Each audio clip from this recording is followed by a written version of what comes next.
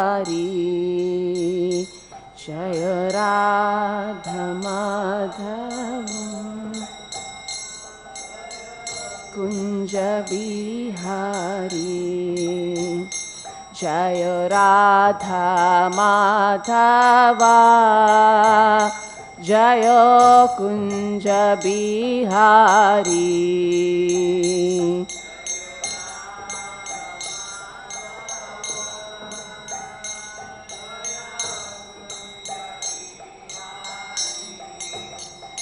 Jayo Gopi Chana Vallabha Jayo Girivaradhari Jayo Gopi Chana Vallabha Jayo Girivaradhari Yashodanandana Vraja Jana Ranjana Yashodanandana Vraja Jana Ranjana Yamuna Tira Vanachari Yamuna Vanachari Jayo Radha Madhava Jayo Kunja Bihari Jayo Radha Madhava Jayo Kunja Bihari Hare Krishna Krishna Krishna Hare Hare Hare Rama Rama Rama Hare Hare Hare Krishna Krishna Krishna Hare Hare Hare Rama Rama Rama Hare Hare Jayo Radha Madho Jayo Radha Madho Radha Madho Jayo Radha Madho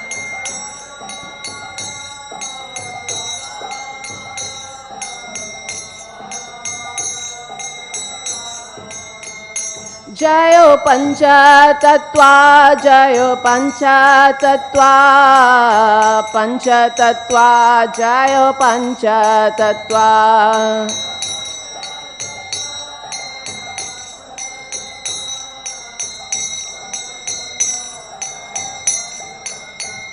Jayo Prabhupada Prabhupada Prabhupada Srila Prabhupada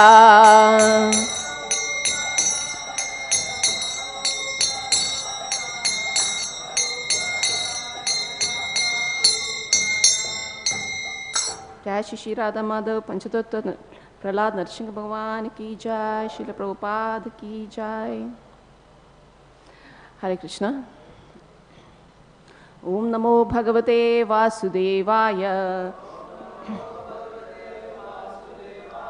Om Namo Bhagavate Vasudevaya Om Namo Bhagavate Vasudevaya Om Jnanatimrandasya Jnananjana Shalakaya Chakshushalmilidamina Tasmai Shri Gurave Namaha Namo Vishnupadaya Krishna Preshtaya Budhale Srimade Bhaktivedanta Swaminati Namine Namaste Saraswate Deve Gauravani Pracharine Nirvishesha Shunyavadi Paschatya Deshatarine Jai Shri Krishna Chaitanya Prabhu Nityananda Shri Advaita Gadadhara Shivasati Gaura Bhakta Vrinda Hare Krishna Krishna Krishna Hare Hare Hare Rama Rama Rama Hare Hare Hare Krishna Krishna Krishna Hare Hare Hare Rama Rama Rama Hare Hare Hare Krishna Krishna Krishna Hare Hare Hare Rama Rama Rama Hare Hare Hare Krishna. Reading from Srimad Bhagavatam, Canto 3, Chapter 15, Text number 16. yatra naiḥśreyasaṁ nāma, yatra naiḥśreyasaṁ nāma,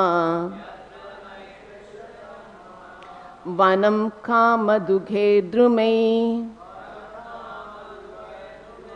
vanaṁ kāma-dughair drumaiḥ,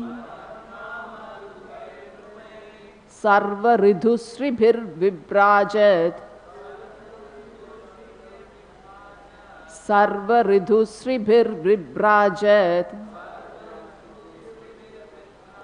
kaivalyam iva mūrtimat, kaivalyam iva mūrtimat. Hare Krishna. Please read it. naiḥśreyasaṁ nāma, vanaṁ kāma-dughair drumaiḥ,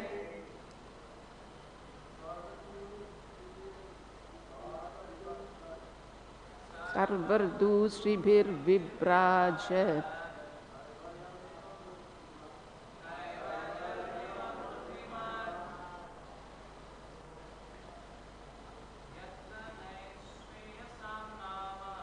yatra naiḥśreyasaṁ nāma,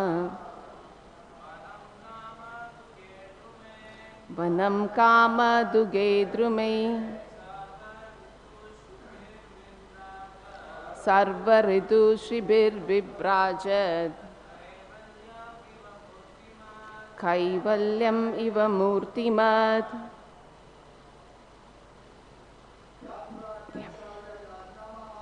Yatra naiḥśreyasaṁ nāma, vanaṁ kāma-dughair drumaiḥ, sarvartu-śrībhir vibhrājat, kaivalyam iva mūrtimat. Hare Krishna. Yatra naiḥśreyasaṁ nāma, vanaṁ kāma-dughair drumaiḥ, sarvartu-śrībhir vibhrājat, kaivalyam iva mūrtimat. Hare Krishna. So, yatra in the Vaikuntha planets, naiḥśreyasaṁ, auspicious, nāma, named, vanam, forest, kāma-dughaih, yielding desire, drumaiḥ, with trees, sarva, all, ritu, seasons, śrībhiḥ, with flowers and fruits, vibhrājat, splendid, kaivalyam, spiritual, iva, as, mūrtimat, personal. Translation and purport by A.C. Bhaktivedanta Swami Srila Prabhupada ki jai. Translation. In those Vaikuntha planets, there are many forests which are very auspicious. In those forests, the trees are desire trees, and in all seasons, they are filled with flowers and fruits, because everything in the Vaikuntha planets is spiritual and personal. Purport. In the Vaikuntha planets, the land, the trees, the fruits and flowers, and the cows, everything is completely spiritual and personal. The trees are desire trees. On this material planet, the trees can produce fruits and flowers according to the order of material energy. But in the Vaikuntha planets, the trees, the land, the residents, and the animals are all spiritual. There is no difference between the tree and the animal, or the animal and the man. Here the word mūrtimat indicates that everything has a spiritual form. Formlessness, as conceived by the impersonalists, is refuted in this verse. In the Vaikuntha planets, although everything is spiritual, everything has a particular form. The trees and the men have form, and because all of them, although differently formed, are spiritual, there is no difference between them.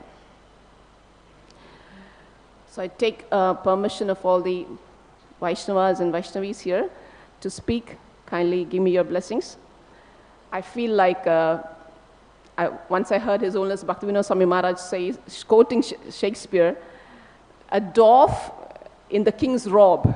So kindly, I feel it the same sitting here in front of this auspicious august audience. I'm trying to speak with your blessings. Kindly forgive me if I make any mistakes and kindly correct me. So this is a very interesting chapter. It speaks about the description of the kingdom of God.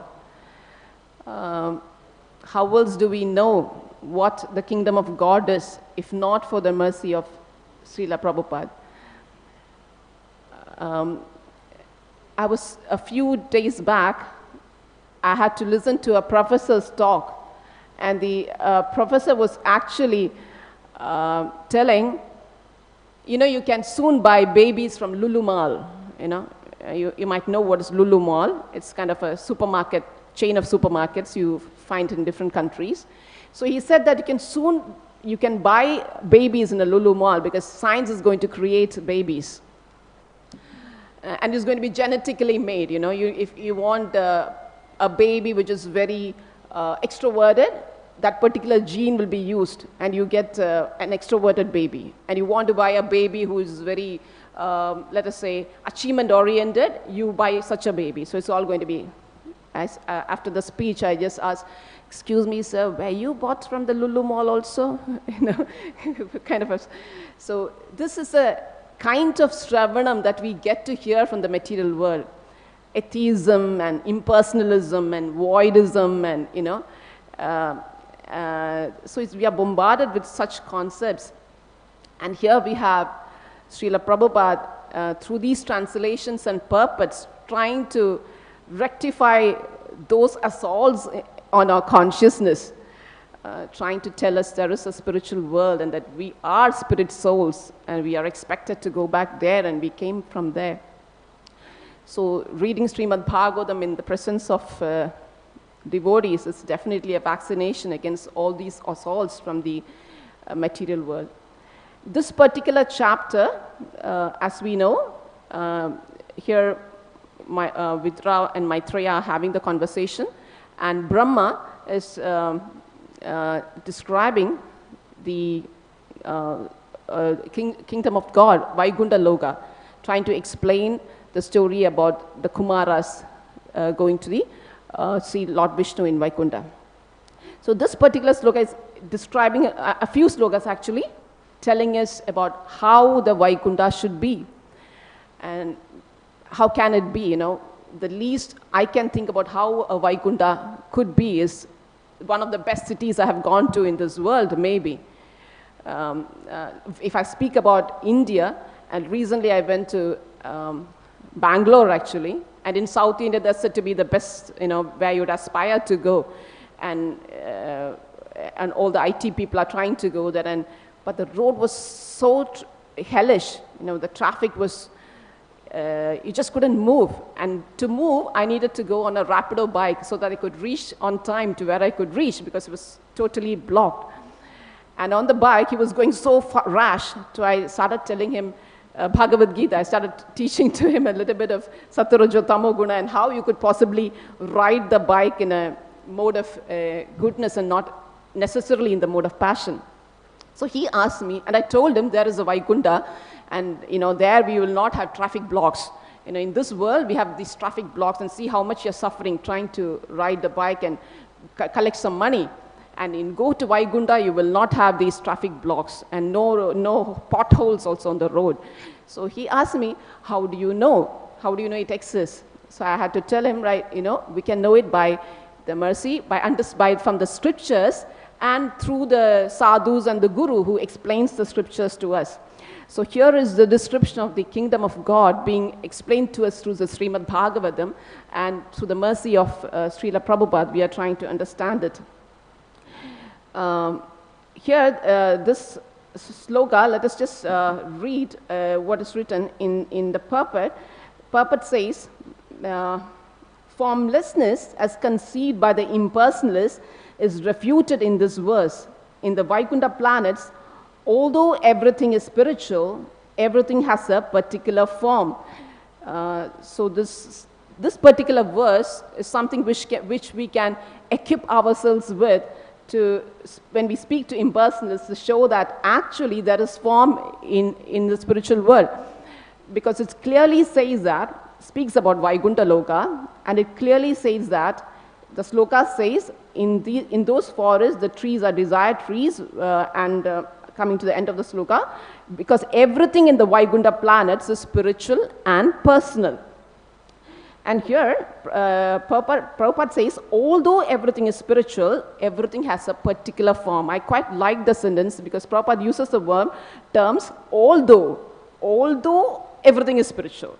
Right? So that means everything in the spiritual world, though it is, everything in the spiritual world, though everything is, the trees and the plants and the animals, everything is spiritual, it still has a form.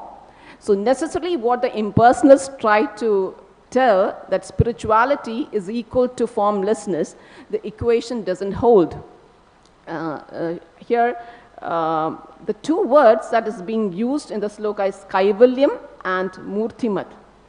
And kaivalyam means spiritual, and mūrtimat means personal. In the beginning of the purport, Prabhupada writes, in the Vaikuntha planets, the land, the trees, the fruits and flowers, and the cows, everything, there is a hyphen, everything is completely spiritual and personal. So there are 4 words here. Everything, completely, spiritual, and personal, kind of hammering it into us, that things are all personal and spiritual. Like I was trying to explain to this Rapido bike rider, that, trying to attract him to chant Hare Krishna and think about spiritual practice, we usually try to attract people by telling there is a Vaikuntha and there is no anxieties there. Vaikuntha means without anxieties, right? That is quite an alluring proposal, that you could go somewhere with no anxieties. But that is not exactly what the Vaishnava Acharyas are trying to give us. Just a world without kunda, just a world without anxieties. So the Acharyas are trying to tell us about spirituality and personalism.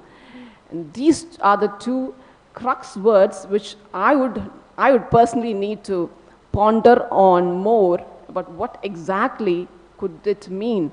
When you say that in the spiritual world, everything is spiritual, okay, good, it sounds good, but what does it really mean? What does it mean to me? What does it take for me on that? So I was trying to think about that and trying to read the purport by Srila Prabhupada, and Prabhupada says at the end, the trees and the men have form, because all of them, although differently formed, are spiritual. There is no difference between them. So in the material world, when we see here also, we see trees, we see animals, we see men, we see all this here also. So what exactly is the difference? So, and we are also taught that we are basically the soul. So then what is the difference? So just trying to understand that here the soul has a covering, a material covering made of matter, but in the spiritual world is basically just no matter and just soul. And the soul, that they take the particular forms of a tree or whatever, that particular form is taken, and what is the purpose for that? The purpose is to serve Krishna in that position, right? So what is the difference here and there? We have consciousness here, and there is consciousness there also. So where exactly lies the difference? Here, our consciousness is to basically just enjoy the material senses, while in the spiritual world, the consciousness of of the soul which has taken the form of a tree or a man or an animal is to serve Krishna in that position. They have taken that particular form to serve Krishna in that position. And here we are limited by the consciousness that we get through the body that we have. May it be the body of a woman or a man or a tree or an animal, we are also limited by that body to think in a particular way, to have a particular consciousness. But in the spiritual world, Prabhupada says, there is no difference between the tree or the man or the animal, because everything is just purely spiritual consciousness, purely spiritual, and there is no particular difference. It's just that you can take any form to serve the Lord in that particular form that you want to serve. Then what else do we learn from this sloka? This sloka says, in those Vaikuntha planets, there are many forests which are very auspicious. Why auspicious? Why the term auspicious? I heard from someone that it is auspicious because this forest is giving you everything you want, right? You have the kalpavriksha trees and it's giving you all that you want. So it's auspicious. We have forests here in this material world also. We have the forests are cut down. Why do we cut it down? Because maybe the forest is not actually fulfilling all that man wants, right? All of our desires are not getting fulfilled by the forest we have. So we need to cut it down and build more industries or whatever so that our desires are also get fulfilled. So it's not so auspicious, right? So these forests are auspicious because it is giving us it is giving all that is required for the pleasure of the Lord. And these forests have desire trees. And another difference that we have between the material world and the spiritual world is that here the limitations of the time and space is very conspicuous, right? But in the spiritual, it's not so conspicuous, right? It doesn't affect us, right? It doesn't get affected in the spiritual world. How do we know? What exactly does it mean? When we say time is limiting us here and time is absent in the spiritual world, is not exactly absent, it is conspicuous in the spiritual world. What exactly can we understand by that? So what can we understand from this particular sloka is that in the translation it is said, all seasons are filled with flowers and fruits. So how does time manifest to us? Time manifests to us as days and nights. It manifests to us as seasons, right? And in seasons, we have the spring season when we have the fruits and when we have the flowers. But then when we come to autumn, it is not there.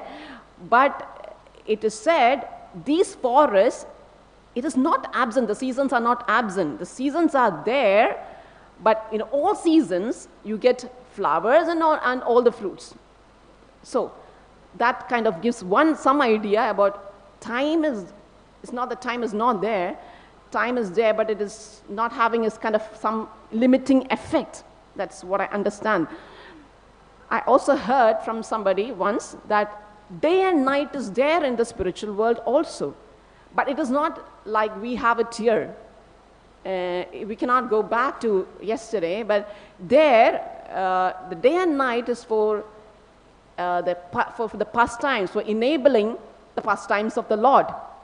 So for all those rasa, you have seasons, you have time, you have day, you have night, but it is not limiting us.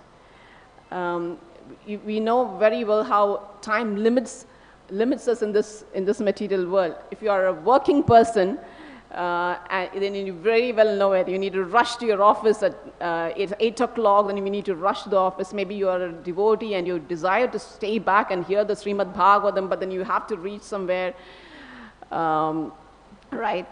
So you can find those, and if you're a materialistic person, maybe you just like to sleep a little more. Oh, it's already 8 and I need to go to office, I'd like to sleep more. So this kind of limiting factor of time we can see. In the science fiction that H.G. Wells had written, he had written about time machine, the possibility of traveling back on time. But it was written in 1895.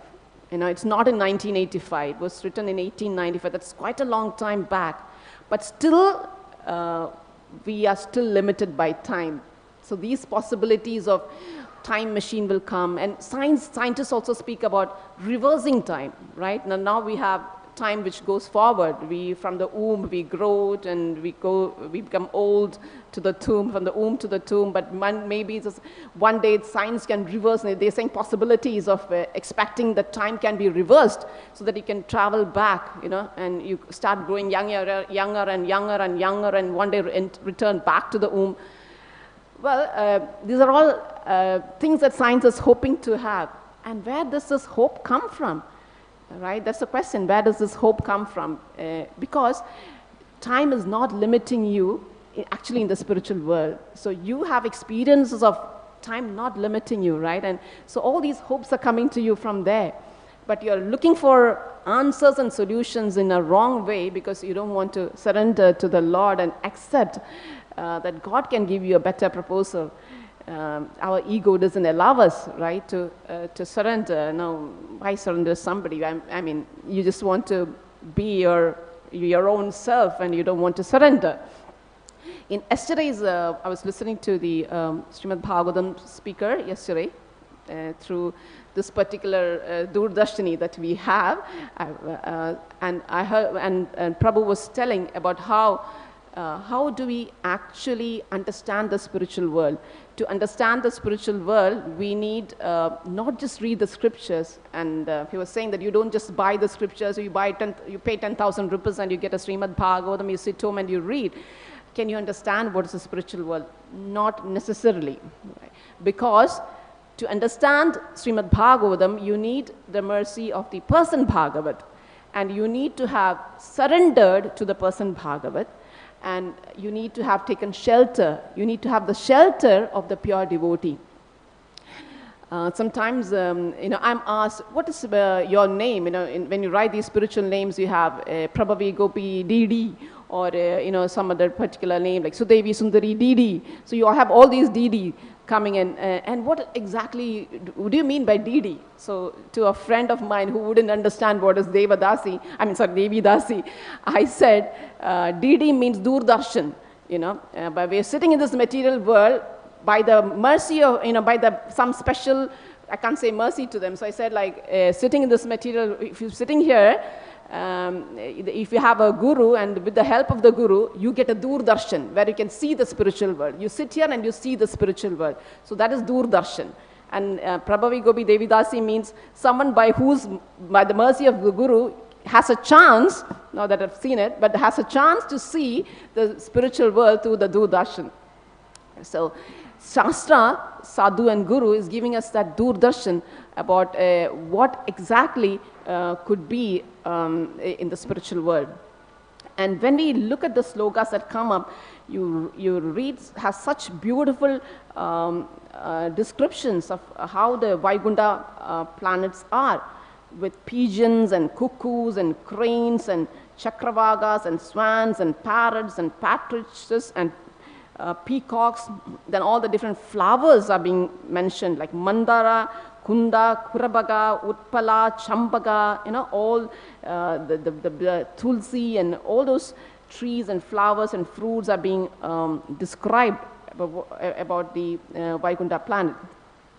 But though these descriptions of the Vaikuntha planets are there, available to us, but unfortunately, most people are not interested or do not have the faith, right, that it really exists. We need to take shelter of the cobbler. I always feel the cobbler who believed when Narada Muni is told, what is Vishnu doing in Vaikuntha? And Narada Muni went to Vaikuntha Loka and came back and told the cobbler and also this Brahmana who asked the same question before he left to the Vaikuntha world, what exactly was Vishnu doing there? And when will I come back, right? What was the question? When will I come back to the spiritual world? And Narada Muni said Vishnu was threading an elephant through the hole of the needle. And Brahmana said, what? how is it possible? How can you thread an elephant through the hole of a needle? And the cobbler said, oh, really? Fantastic, wonderful, beautiful. My Lord is so great. Do you believe that? Do you really believe that? And the cobbler says, yes, of course I believe that. When you look around, can't you see? I mean, he's sitting under the banyan tree, the small banyan seed from which comes a full big banyan. If the Lord can keep the banyan tree inside the seed, why cannot I believe that the Lord can thread the elephant through the needle? So this is the kind of question that even scientists or atheists or even ourselves sometimes when we read, is it really true? How can that be true? We have so much doubts. We have a question in the mind that comes up in our mind. Can it really be true? So I always feel need to take shelter of this cobbler, and oh dear cobbler, please give the same faith that you have while reading the scriptures and trying to understand the scriptures. So this, in Sloka 23, when we go a little forward, in Sloka 23, it says about, it is very much regrettable that unfortunate people do not discuss the description of the Vaikuntha planets, but engage in topics which are unworthy to hear and which bewilder one's intelligence. Those who give up the topics of Vaikuntha and take to talk of the material world are thrown into the darkest region of ignorance. So it is with a lot of fortune,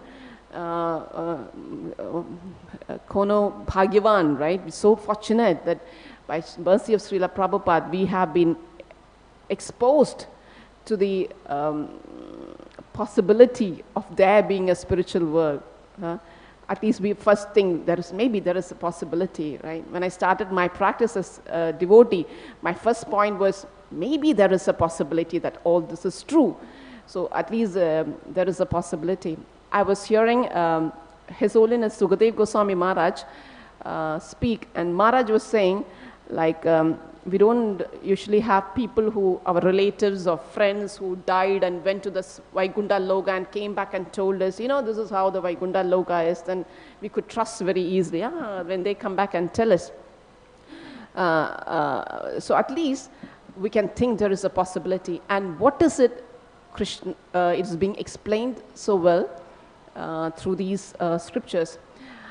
The first time I went to a few temples, I had the feeling that maybe this is a spiritual world, kind of, maybe this could be. I remember there was once in Chaupati when I saw Radha Gopinath, like, wow, maybe this is a spiritual world. And then I remember when in Bangalore, when I went to the Lakshmi Narasimha temple, and you have the Radha Giridhari altar, which is so beautiful, and it was all decorated so well, and again the feeling of maybe this is a spiritual world. And of course, when you go in front of Radha Madhava, and especially on festivals when it's so well decorated, and you get a glimpse of maybe this is a spiritual world. So it definitely takes a lot of mercy from Guru that hopefully one day can get to understand how exactly it is and what could be the spiritual world. Something which comes closest to how these forests should be, how these trees should be in a spiritual world, what could be the difference? Because we're always conditioned by what we have seen in this material world. It's very difficult for us to think away from it. We just tend to think in those terms. So when you think about forests and trees, and you tend to think in terms of the trees and the forests we see here. So what could be different? Anything, any idea, any small spark which could tell us about what could be different in the spiritual world, that could get us going, motivated to keep practicing. I think the story of Mahaprabhu in Amgata, where all those devotees were doing Sankirtan, and they got very tired and hungry, and they wanted something to eat, and Mahaprabhu just manifested this tree full of mangoes, and wow, and what was that mango? This mango had no seed and no skin, just pulp, and you could just enjoy those mangoes. Wow, that's an idea of maybe that is how those trees will be in the spiritual world, and no unnecessary seeds, no unnecessary skin, just enjoyment. And the devotees were relishing those mangoes for maybe like 1 year. So that's one. And also when you read these scriptures, I mean, one thing is that so much importance being given to forests. The Lord seems to have some special liking for forests, for trees. And the acharyas also seem to have used a lot of tree motifs, right? And the tree ideas in their explanations. Can we think about any trees in the... Yes, Prabhu? Exactly. The worship of Amalaki tree, the worship of banyan tree. And thank you so much, Prabhu. What can you, anything else can we think about? Where the acharyas have used tree symbols to explain things for us?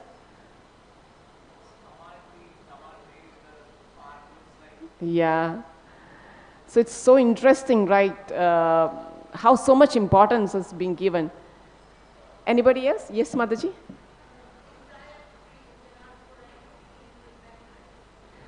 Sorry, I didn't hear you. Yes. Right. The desired trees in Vrindavan.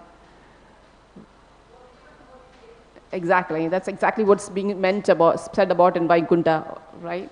The desire yielding trees, which can, and you know, the mango tree is not just giving mango, it can give you anything, right? The mango tree can give it's not limited again. The mango tree can give you jackfruits, the jackfruit tree can give you mangoes, and it's not limited. And there is no limitation of season, there is no limitation of what can be given. Yes, Mataji.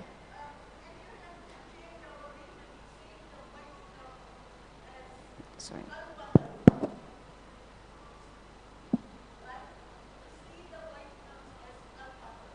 Exactly. To see the Vaishnavas as Kalpataru, yes. They fulfill the desire of everyone. Right, the tree motive comes again. When you see Vaishnavas, again you're seeing the tree as, the Vaishnavas as Kalpatarus, which can fulfill our desires. Anywhere else? Trees again. The Ashwath tree and the bank of river, whose reflection is being seen in the water, and the analogy has been given. Exactly. Of the material world being the perverted reflection of the spiritual world. Right. So Bhagavad Gita again, to speak about what is the material world and what is the spiritual world, again comes to a symbol of tree. A perverted material world being a perverted reflection of the spiritual world, and you're seeing the reflection of the tree, right? On the river. So that is again one place. Anywhere else? Anything else? Yes, Prabhu. The description where it is written that Paramatma and Atma is there inside the heart, and these are two birds sitting at one tree, that I can remember, that relates to the description of tree, as well as it is written that our bhakti is also like a creeper. Right. Yes. So it will grow, yes. And this mad elephant and the Vaishnava Prad is like mad elephant. So there we find the description of tree. And we also see that Krishna is the root of the tree, and all the demigods and all the Rishi Munis, they are like the branches of the tree. So there are many places we find the description that how the trees are utilized in the scriptures. Thank you, Mataji. That is great. Thank you so much, bro. That's 3 numbers. He has given 3 trees, right? So one tree was,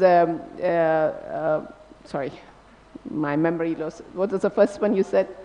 Yeah, the 2 birds. The Upanishads tells us about the 2 birds, the Atma and the Paramatma sitting on the tree and jumping from one branch to another, and this particular bird enjoying and the other bird is watching you. So the tree comes there, and Prabhu was saying about, Bhakti Lada creeper, and how we have to be careful that the elephant often doesn't tread down your, trample your Bhakti Lada creeper. You said something else more, right? Yes, a root. Krishna is like that root, and you water the root. You don't have to water each leaves. You don't have to water each leaf in the sense that you don't have to worship each demigod. You just have to water the root and worship Krishna is enough. So these are the different trees, are the different kind of motives that you can see from the scriptures. So I'll wind up with that.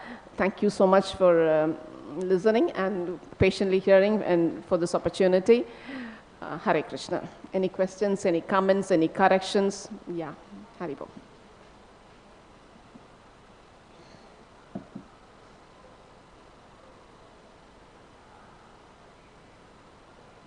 Hare Krishna.